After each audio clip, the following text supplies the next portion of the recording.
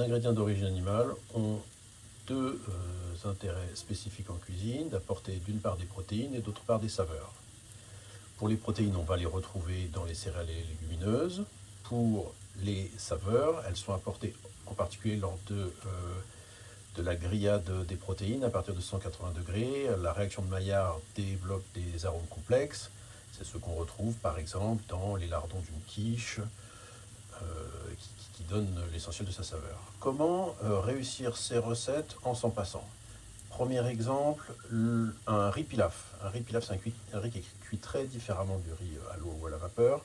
On commence par faire revenir des oignons, un oignon, deux gousses d'ail pour 4 personnes. On ajoute 250 g de riz cru rincé à la poêle. On fait revenir tout ça à la poêle jusqu'à ce que le riz cru devienne transparent dans un petit peu d'huile d'olive.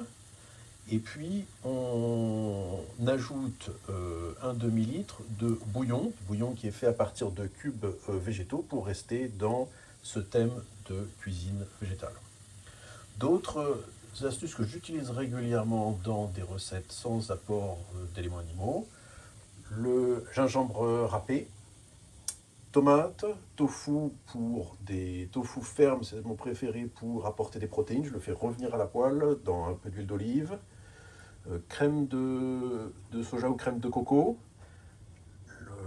Une bonne sauce japonaise sans additifs, produits étranges provenant et sans sucre.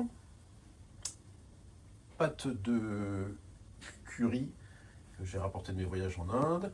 Et enfin, cumin en poudre que j'ai rapporté de mes voyages au Maroc. Bonne cuisine à tous, partagez vos meilleures recettes.